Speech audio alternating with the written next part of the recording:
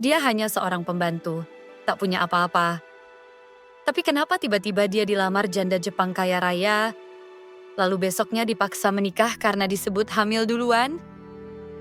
Tapi yang lebih gila, anak itu bukan anaknya. Siapa ayahnya sebenarnya? Apa rahasia yang disembunyikan sang majikan? Dan kenapa semua orang diam? Jumpa lagi dengan saya di sini. Kali ini saya akan memberikan cerita yang menarik dan penuh cinta. Sebelum kita lanjut, jangan lupa absen dulu di kolom komentar dari kota mana Anda menonton video ini. Dan juga jangan lupa klik tombol subscribe agar kita semakin rajin membuat video. Namaku Dimas. Usiaku baru 27 tahun, berasal dari Tulungagung. Setahun lalu aku mengadu nasib ke Jepang, bekerja sebagai pembantu rumah tangga di rumah seorang janda paruh. Baya bernama Fujiko-san, pemilik toko kimono ternama di Kyoto. Rumahnya megah, tapi sepi. Suaminya meninggal, anak semata wayangnya tinggal di Amerika. Tinggallah kami berdua di rumah besar itu. Aku, si pembantu, dia, si janda kesepian. Awalnya biasa saja. Ia hanya majikan, aku hanya pekerja. Tapi semua berubah sejak malam itu. Fujiko, pelan. Dimas, kau tidak kesepian tinggal di negeri asing ini? Dimas, ragu. Kadang iya, ya, tapi kerja membuatku lupa. Fujiko, tersenyum tipis. Kalau kamu ingin teman bicara, aku selalu ada. Malam-malam berikutnya, kami sering berbicara lebih lama. Tentang hidup, tentang kehilangan, tentang kesepian. Dan tanpa kusadari, aku mulai masuk dalam dunia sunyi yang dia ciptakan. Suatu pagi, telepon rumah berdering keras. Fujiko tampak tegang. Dia menutup telepon sambil memalingkan wajah dariku. Kemudian dia berkata pelan tapi tajam. Fujiko, Dimas, kita harus bicara. Ini penting. Ada laporan masuk ke kantor distrik. Katanya, aku hamil dan kamu yang bertanggung jawab. Aku terdiam. Wajahku pucat. Apa? Bagaimana bisa? Itu tak masuk akal. Kami bahkan tidak pernah. Dimas, panik. Tapi, itu nggak benar. Aku nggak pernah. Fujiko, memotong. Tenang, aku tahu. Tapi orang-orang tak akan percaya. Keluargaku sudah tahu. Mereka marah. Dan kalimat berikutnya menghancurkan hidupku. Fujiko, mereka minta kamu menikahiku, atau aku akan dipermalukan dan kamu akan dideportasi. Hatiku terhenti. Kenapa aku? Siapa sebenarnya yang sedang bermain di balik layar ini? Dan apa motif di balik semua ini? Ini bukan hanya soal cinta, ini tentang rahasia besar yang akan mengubah hidupku selamanya. Aku duduk terpaku di ruang makan yang biasanya hangat. Tapi pagi itu, rasanya dingin. Fujiko-san menatap keluar jendela. Wajahnya tenang, tapi suaranya mengandung ketakutan. Fujiko, keluarga mendiang suamiku. Mereka ingin menyingkirkanmu. Mereka selalu mencurigaimu sejak awal. Mereka bilang aku terlalu dekat dengan orang rendahan. Aku terdiam. Orang rendahan. Kalimat itu menghantamku seperti tamparan. Dimas, tapi kenapa mereka bilang kau hamil? Kita bahkan tak pernah. Fujiko, lirih. Itulah masalahnya. Mereka ingin menjatuhkanku. Mereka bilang aku memalukan keluarga besar. Dan seseorang di rumah ini mungkin membantu menyebarkannya. Aku mengernyit. Dimas, di rumah ini, maksudmu? Fujiko, tak banyak yang tahu tentang kita. Hanya satu orang yang cukup dekat. Yumi. Yumi, sepupu jauh Fujiko. Tinggal di lantai 2 rumah ini. Orangnya ramah, tapi terlalu sering bertanya padaku. Terlalu sering muncul diam-diam saat aku dan Fujiko berbicara. Dimas, menahan emosi. Jadi, dia yang menyebar isu kehamilan itu? Fujiko, pelan. Aku belum yakin. Tapi dia yang pertama kali bicara ke keluarga tentang kedekatan kita. Dan aku mendengar dia menelpon seseorang malam itu.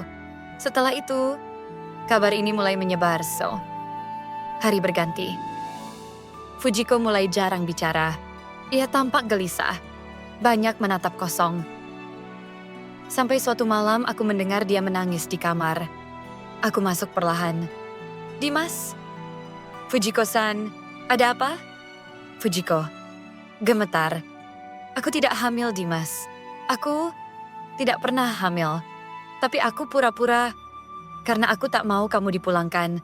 Aku tak tahu kenapa aku lakukan itu. Darahku seperti berhenti mengalir. Seketika semua kacau. Aku bingung antara marah, takut, dan iba. Dimas, pelan. Kamu memalsukan kehamilanmu? Fujiko, aku takut sendirian, Dimas. Setelah kau datang, aku merasa hidup lagi. Aku pikir, dengan menikahimu, semuanya bisa tetap seperti ini. Tapi, aku salah. Aku terlalu jauh. Aku hanya berdiri. Tubuhku lemas, dunia seakan jungkir balik. Dimas, Fujiko-san, ini bukan cuma soal perasaan. Ini bisa menghancurkan hidupku. Hidupmu juga. Tiba-tiba, pintu dibuka keras. Yumi berdiri di sana, wajahnya muram. Yumi, akhirnya kalian mengaku juga. Tapi kalian belum tahu yang sebenarnya. Aku dan Fujiko menoleh bersamaan. Yumi, ada satu hal lagi. Dan kalian akan menyesal pernah membohongi keluarga besar kami. Yumi, dingin. Mereka akan datang besok. Kakak ipar Fujiko dan perwakilan keluarga utama dari Tokyo. Dan mereka tidak datang untuk memberi restu. Fujiko langsung berdiri. Fujiko, apa? Kau memberitahu mereka? Yumi, aku mempercayaimu. Yumi, kau sudah memalukan keluarga. Menampung pembantu asing lalu membuat drama kehamilan palsu. Kau pikir itu bisa disembunyikan selamanya? Dimas, tunggu. Ini hidupku juga, bukan hanya permainan keluarga kalian. Yumi, sinis. Oh Dimas, kamu hanya pion. Dan pion itu akan segera dikeluarkan dari papan. Aku menatap Fujiko. Ia gemetar. Raut wajahnya antara hancur dan tak percaya. Tapi sebelum bisa berkata apapun, Yumi meninggalkan kamar, membiarkan ketegangan menggantung seperti pedang di atas kepala kami. Keesokan paginya, udara Kyoto yang biasanya tenang kini mencekam. Mobil hitam panjang berhenti di halaman. Keluar darinya 2 orang lelaki dan 1 wanita tua, angkuh, dengan kimono hitam dan tatapan dingin menusuk. Nyonya Kagawa, kakak ipar Fujiko, istri dari almarhum kakaknya. Mereka langsung masuk ke ruang tamu. Fujiko mempersilakan duduk dan aku berdiri di belakang, seperti pelayan seperti biasa. Nyonya Kagawa, tegas. Kami datang bukan untuk berdebat.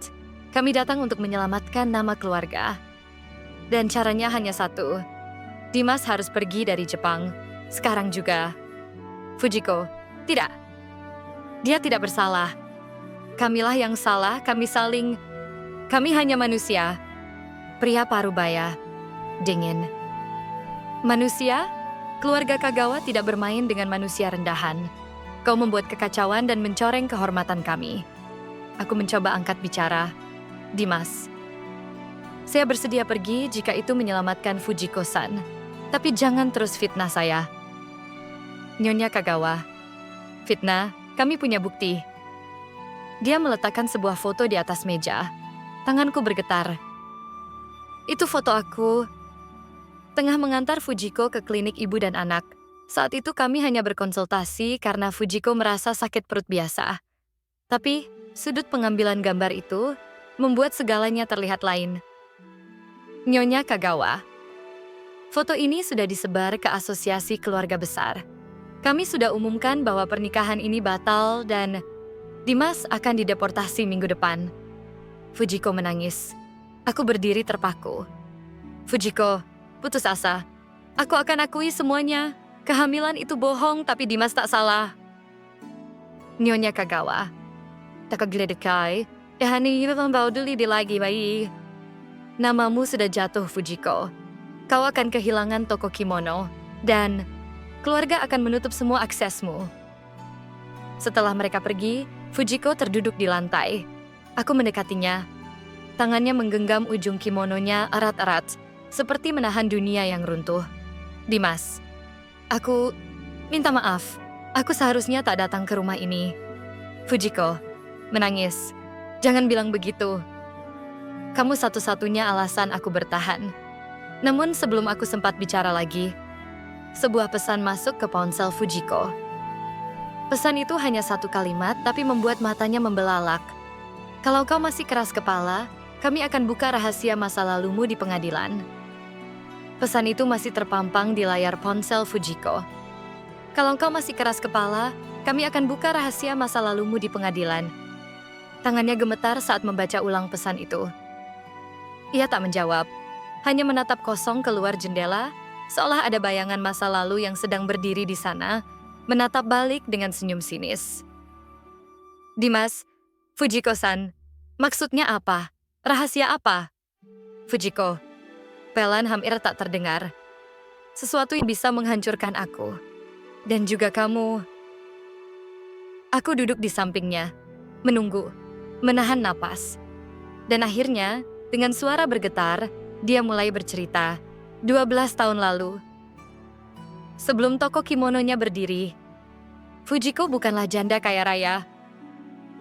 Ia adalah istri dari seorang pejabat pemerintah daerah, Kagawa Hideo, kakak dari Nyonya Kagawa. Pernikahan mereka dingin, kosong. Suaminya kasar, suka berjudi, dan menyimpan kekasih gelap. Fujiko tak tahan. Dan saat itu, ia bertemu seorang pria muda dari Indonesia, Iman, mahasiswa seni yang sedang magang di Kyoto.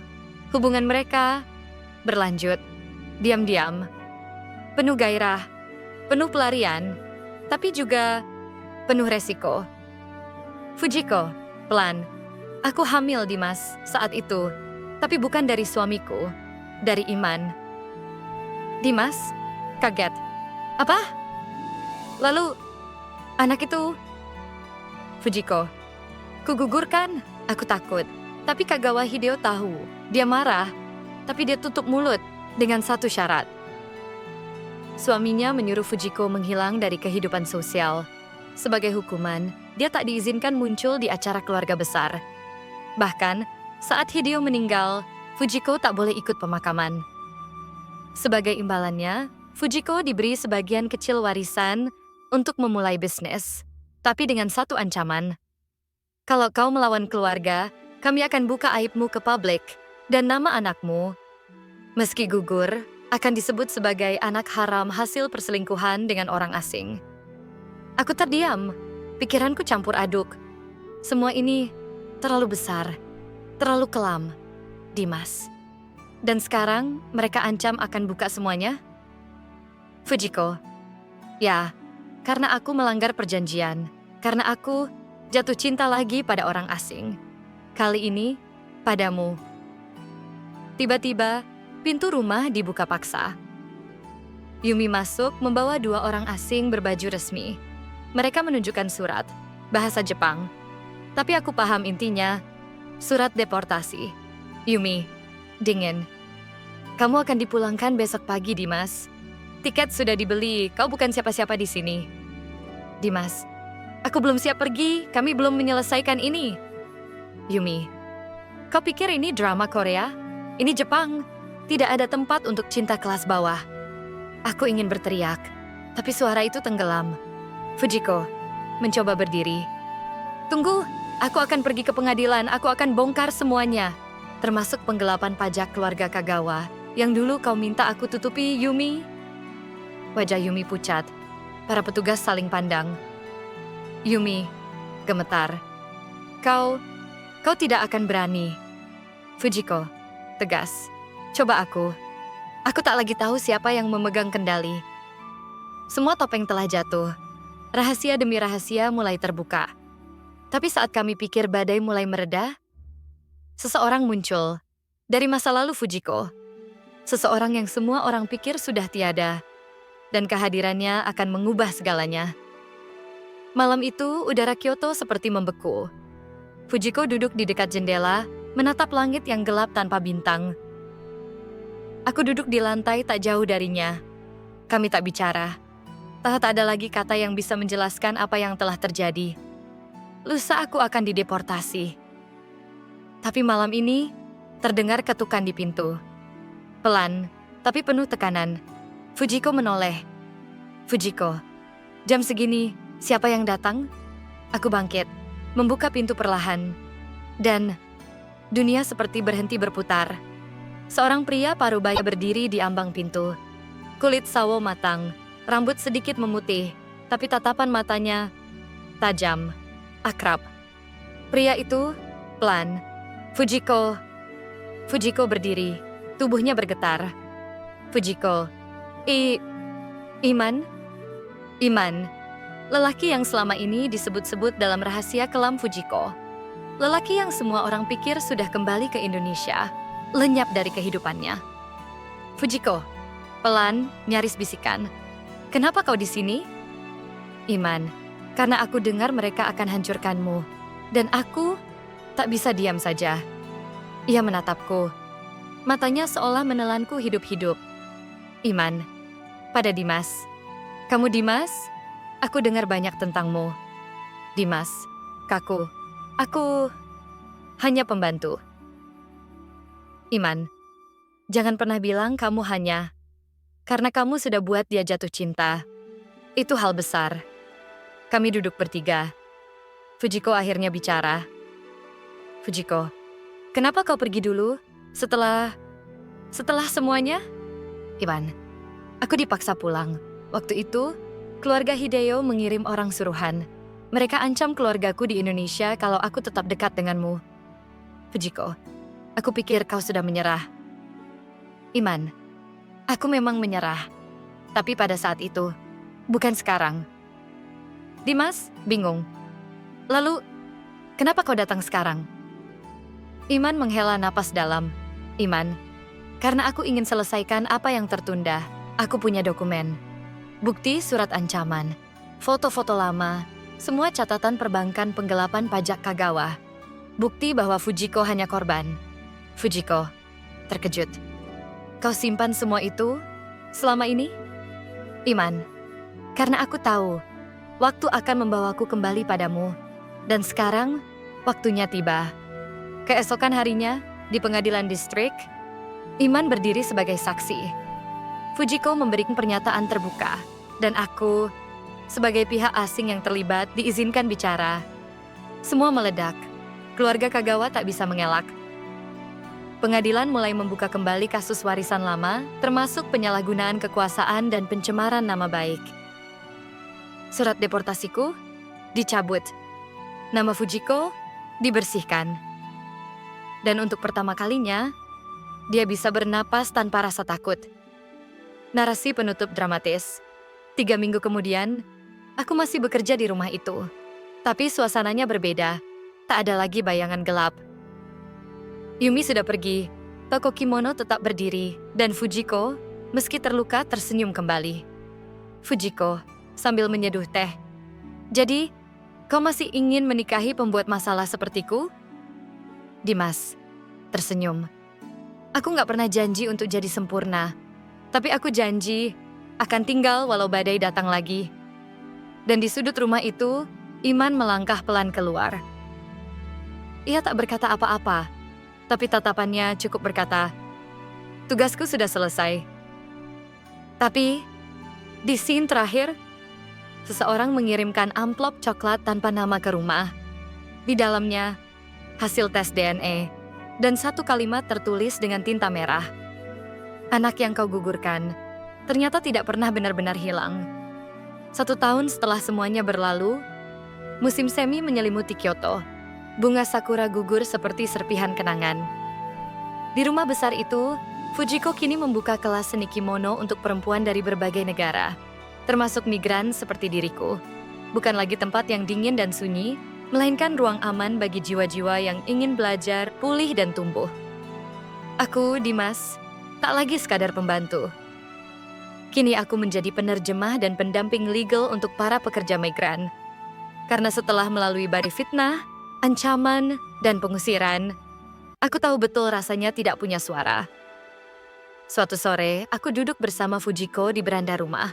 Fujiko, Dimas, pernahkah kamu menyesal datang ke sini? Dimas tersenyum. 1000 kali iya, tapi 1001 kali aku tetap bersyukur. Dia tertawa pelan, dan untuk pertama kalinya, tawanya tidak menyembunyikan luka. Dimas melanjutkan, karena luka ini yang membuat kita utuh. Dan kadang, kita harus dihancurkan dulu, agar bisa membangun ulang dengan versi terbaik dari diri kita. Beberapa bulan setelah sidang, Fujiko memilih untuk tidak membawa Iman kembali ke hidupnya. Bukan karena dia membenci, tapi karena kedewasaan telah mengajarinya. Tidak semua yang datang dari masa lalu harus ikut berjalan ke masa depan. Cinta kadang hanya cukup sampai pada fase memaafkan. Dan itu sudah cukup. Amplop berisi tes DNA itu ternyata palsu. Sebuah provokasi terakhir dari keluarga Kagawa yang ditinggal kehormatan. Tapi justru dari situlah kami belajar. Jangan biarkan luka masa lalu dijadikan senjata oleh mereka yang belum pulih. Narasi penutup bermakna. Kisah ini bukan tentang janda kaya dan pembantu miskin. Bukan pula tentang skandal, pengkhianatan, atau tipu muslihat. Ini kisah tentang keberanian.